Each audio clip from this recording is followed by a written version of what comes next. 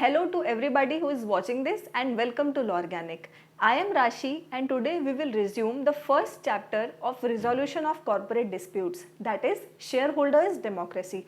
In the last video we studied about the powers of shareholders and directors, and in this video we will study about majority powers and minority rights. So as the name suggests, majority powers, you must be aware about what the majority means. So majority means more than 50%. जब भी कोई group of persons या कोई भी anything is more than 50%, it is considered to be in majority. And वैसे कोई example देने की ज़रूरत नहीं है, but still conceptual clarity के लिए एक example दे देते हैं. For example, there are 10 people in a group and 6 are girls, 4 are boys. So since girls are more than 50% in number, they will be said to be in majority. So same way, majority shareholding का मतलब क्या होता है या majority shareholders कौन होते हैं? Persons holding more than 50% of the paid up share capital of the company are known as majority shareholders. जो भी person 50% से ज़्यादा paid up share capital hold करते हैं, they are majority shareholders and persons. So as I was saying कि यहाँ पर मैंने persons word को highlight कर रखा है. This is to emphasize on the fact कि persons में सिर्फ individuals नहीं आते हैं बल्कि organizations and corporate भी आते हैं. So it is important कि आप हर एक word की एक absolute clarity लेकर चले while reading anything. तो एक example से आप समझते हैं the logic behind the majority powers. तो ये example है कि एक कंपनी है जिसकी पेड अप शेयर कैपिटल है 1 लाख रुपीज़. मीन्स कि वो अपने कंपनी को रन करने के लिए बिजनेस में 1 लाख रुपीज़ लेकर आए हैं. और किस मैनर में, किस प्रोपोर्शन में लाए हैं? अगर कंपनी के 3 मेंबर्स हैं तो उसमें से 2 मेंबर्स मिलकर 99,000 रुपीज़ का कंट्रीब्यूशन लाए हैं और जो एक मेंबर है उन्होंने 1,000 रुपीज़ का कंट्रीब्यूशन किया है. तो उनकी शेयर होल्डिंग कितनी होगी परसेंटेज वाइज? इनकी 99 और इनकी 1%. फाइन. तो देखकर ऑब्वियसली पता चल रहा है कि मेजॉरिटी शेयर होल्डर्स कौन है इस कंपनी के? ये दोनों. एंड पावर्स भी किसके पास होनी चाहिए ये देखने की, बिजनेस के डिसीजंस लेने की और जनरली कंट्रोल को एक्सरसाइज करने की इनके पास, क्योंकि इनका ज़्यादा इंटरेस्ट इन्वॉल्व है कंपनी में, क्योंकि उन्होंने ज़्यादा कॉन्ट्रीब्यूशन किया है. फाइन. अगर कंपनी डूबी तो इनका पैसा भी डूबेगा.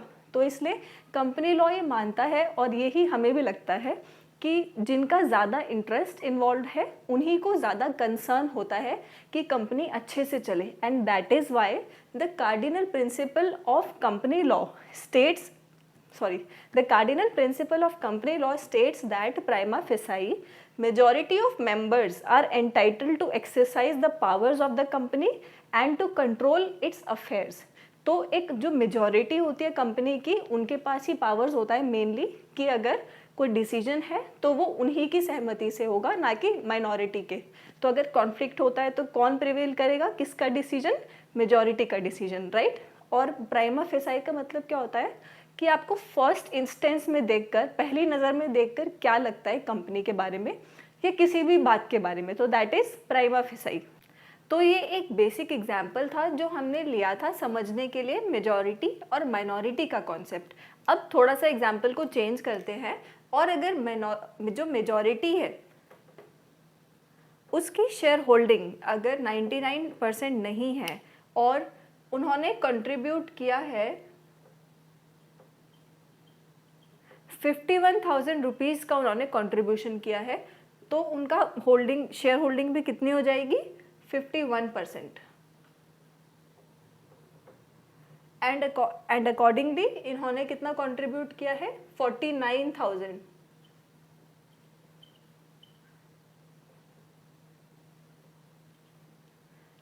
ठीक है. इन्होंने कंट्रीब्यूट किया है 49,000 और इन्होंने 51,000. तो मेजॉरिटी में कौन है अभी भी? यही, क्योंकि इन्होंने 51% की होल्डिंग रखी हुई है और ये है माइनॉरिटी. तो नाउ टेल मी कि क्या कंडीशंस या सिचुएशन, सर्कमस्टांसेस थोड़ी चेंज होती हैं कि क्या उनके पास अभी भी उतनी ही पावर है डिसीजन मेकिंग की, एब्सोल्यूट पावर है डिसीजन मेकिंग की, या फिर इनके पास भी पावर्स हैं? सो अगर कार्डिनल प्रिंसिपल से, जनरल रूल से जाए तो अभी भी बात यही है कि ये मेजॉरिटी है, चाहे 2% से ही है, लेकिन ये मेजॉरिटी है और इन्हीं के पास राइट है कि ये कंपनी के इंपॉर्टेंट डिसीजंस ले और उनके अफेयर्स को कंट्रोल करे। फाइन, अब आगे थोड़ा एक स्टेप और आगे बढ़ते हैं। फॉर एग्जाम्पल, जो मेजॉरिटी है वो माइनॉरिटी को परेशान कर रही है, ठीक है। मतलब बहुत सारे एग्जाम्पल्स अभी हम आगे भी पढ़ेंगे कि कैसे माइनॉरिटी को ऑपरेशन होता है। तो अगर मेजॉरिटी माइनॉरिटी को परेशान कर रही है, उनको लॉसेस उनके अगेंस्ट में, उनके फेवर में वर्क नहीं कर रही है, उनके अगेंस्ट डिसीजंस ले रही है। फॉर एग्जांपल, अगर जनरल मीटिंग होती है तो उनका नोटिस नहीं देती है, उनके वोट्स नहीं लेते हैं किसी भी रिजोल्यूशन को, किसी भी डिसीजन लेने से पहले। तो अगर ऐसे इंस्टेंसेस होते हैं तो क्या तब भी मेजॉरिटी के पास ही पावर्स रहेगी? क्या तब भी मेजॉरिटी ही कंपनी को रन करेगी, या इस केस में माइनॉरिटी कुछ कर सकती है?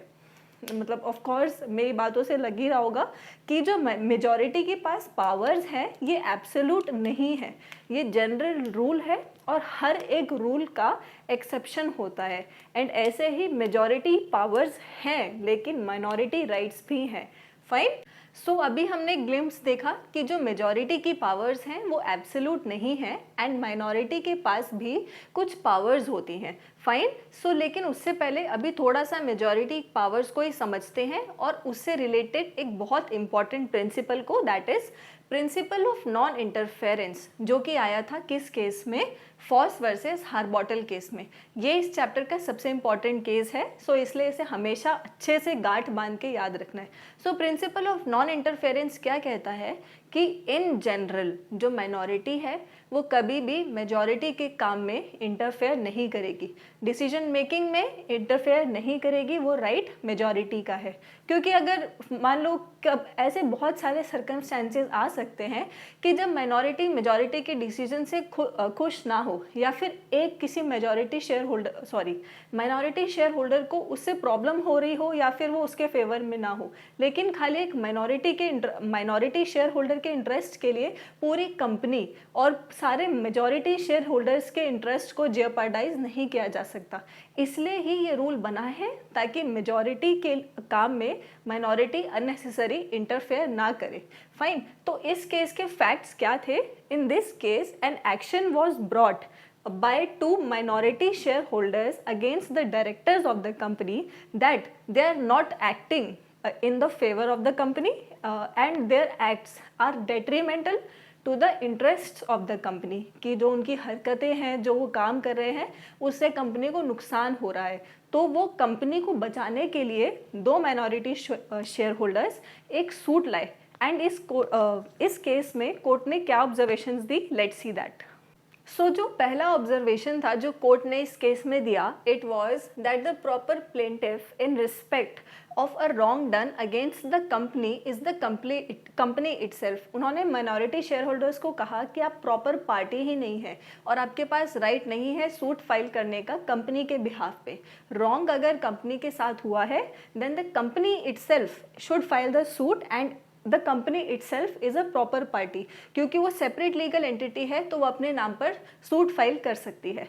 नाउ एक कंपनी सूट कैसे फाइल करेगी? क्योंकि वो ऑल्दो एक सेपरेट लीगल एंटिटी है लेकिन वो एक आर्टिफिशियल पर्सन है। तो जो मेजॉरिटी है, वो जो मेजॉरिटी रिजोल्यूशन से जब पास हो जाता है तब एक कंपनी सूट फाइल करती है और मेजॉरिटी शेयर होल्डर्स जो हैं वही मेजॉरिटी रिजोल्यूशन पास करते हैं। तो in short majority share holders के पास ये राइट होता है कि वो कंपनी के बिहाफ पर सूट फाइल करते हैं। फाइन, तो इस केस में अगर मेजॉरिटी शेयर होल्डर्स जिनको सबसे ज़्यादा फर्क पड़ता है एक कंपनी के सक्सेस या फेलियर से, अगर उन्हीं को डायरेक्टर्स के एक्ट्स से, उनके डिसीजंस से इशू नहीं है, जैसे कि हमने पहले वीडियो में देखा था कि एक डिफरेंट स्टेजेस होते हैं।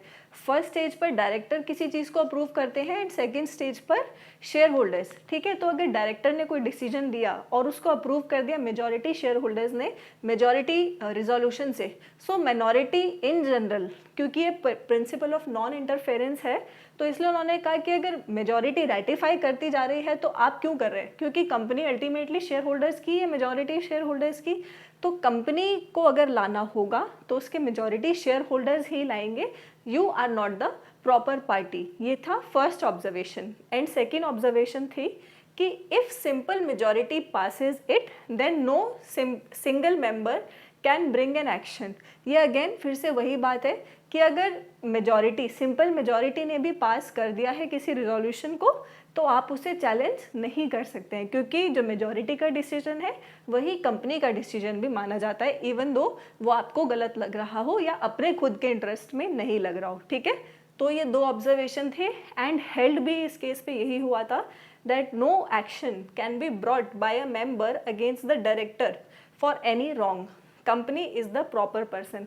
तो चाहे आपको कितना मर्जी लग रहा हो कि डायरेक्टर ये गलत कर रहा है वो गलत कर रहा है, पर अगर मेजॉरिटी कोई गलत नहीं लग रहा है, मेजॉरिटी उसे रेटिफाई करती जा रही है, तो उसे ही कंपनी का डिसीजन माना जाता है। ठीक है, तो कंपनी ही वो सही पार्टी है, ना कि माइनॉरिटी शेयर होल्डर्स। फाइन, तो ये था फॉस वर्सेस हार्बॉटल। अब एक नेक्स्ट केस देखते हैं कि उसमें क्या बोला गया है about the majority share holding. Fine, so the next case is Pavlides versus Jensen. इस केस के फैक्ट्स इंपॉर्टेंट हैं, नाम याद रखना इतना इंपॉर्टेंट नहीं है। सो इस केस में एक माइन होती है, एक प्रॉपर्टी जिसकी एक्चुअल रियल वैल्यू है 10 लाख पाउंड्स, बट इसे इसके डायरेक्टर्स डिसाइड करते हैं बेचने का किस अमाउंट पर, 82,000 पाउंड्स पर, जो कि 10% से भी कम है। और ये थोड़ा प्रॉब्लमेटिक लग रहा है, थोड़ा प्रॉब्लम सम लग रहा है। सो स्टिल इस केस में कोर्ट ने बोला that the decision of the directors to sell the property at below the market price was ratified and approved by the majority of directors, so no action lies against the directors। अगर company किसकी है, majority share holders की, I mean majority and minority दोनों की है, लेकिन सबसे ज़्यादा कंसर्न किसका है, मेजॉरिटी शेयर होल्डर्स का, एंड डायरेक्टर्स उन्हीं के रिप्रेजेंटेटिव्स होते हैं शेयर होल्डर्स के। तो अगर डायरेक्टर्स के एक्शंस को मेजॉरिटी ने रेटिफाई कर दिया है, अप्रूव कर दिया है, so there is pretty much nothing that you can do about it, क्योंकि उनका इंटरनल मैनेजमेंट का मैटर है, तो इसमें हम इंटरफेयर नहीं करेंगे। सो चाहे डिफरेंस 90% से ज़्यादा का ही क्यों ना हो, no action shall lie against the directors of the company. Fine, तो ये अगेन इस केस में प्रूव हो गया था कि मेजॉरिटी ने रेटिफाई कर दिया है तो वो फाइनल ही होता है। ठीक है, now we will study about the justification and the rationale of the principle of non interference. So ये जो प्रिंसिपल आया नॉन इंटरफेरेंस का, इसके रीजंस क्या क्या थे। सबसे पहला तो था the recognition of the concept of separate legal entity. अगर एक कंपनी को स्टेटस मिला है एक सेपरेट लीगल एंटिटी का, आर्टिफिशियल ही सही लेकिन एक पर्सन का, तो उसको सूट फाइल करने का राइट भी दे देते हैं, ना कि उसके बिहाफ पे किसी और को। So that is the first point. Second is the need to preserve the right of the majority to decide. Again क्योंकि मेजॉरिटी ही सबसे ज़्यादा कंसर्न होती है एक कंपनी के वेलफेयर के लिए, तो डिसीजन लेने का राइट भी मेजॉरिटी को देते हैं और छोटी छोटी बातों पर माइनॉरिटी के इंटरफेरेंस के स्कोप को लिमिटेड रखते हैं, ख़त्म कर देते हैं। The third is multiplicity of futile suits avoided. अगर एक डायरेक्टर कंपनी में एक दिन में 10 डिसीजन लेता है और अलग अलग लोगों को उस डिसीजन से प्रॉब्लम है, माइनॉरिटीज़ को, तो वो कितने सूट फाइल करेंगे अक्रॉस द कंट्री, इसकी कोई लिमिट नहीं है। फाइन, तो इतनी लिटिगेशन को अवॉइड करने के लिए, मल्टीप्लिसिटी को अवॉइड करने के लिए ये रूल बनाया गया है। And the last is litigation of minority is futile या futile if the majority does not want it. एक बार बात करके देखो मेजॉरिटी से, हो सकता है उनको आपका पॉइंट वैलिड लगे और वो आपको आपके इंटरेस्ट को या आपके पॉइंट ऑफ व्यू को कंसिडर करे और उनके डिसीजन को मॉडिफाई कर दे। So these are the 4 reasons why the principle of non interference was brought in the case of Foss versus Harbottle. Now the next point is the exceptions, कि majority कभी कभी काफ़ी गलत एक्ट करती है, माइनॉरिटी के डिसीजंस के against act करती है, तो उन केसेस में माइनॉरिटी के पास क्या क्या राइट्स होते हैं और क्या क्या प्रिंसिपल ऑफ नॉन इंटरफेरेंस के एक्सेप्शंस होते हैं। This we will see in the next and the last part of this chapter, and until then take care and bye bye. And yes, if you want the PDF of this chapter, then please let me know in the comments below. So till then take care, bye bye, and see you in the next video.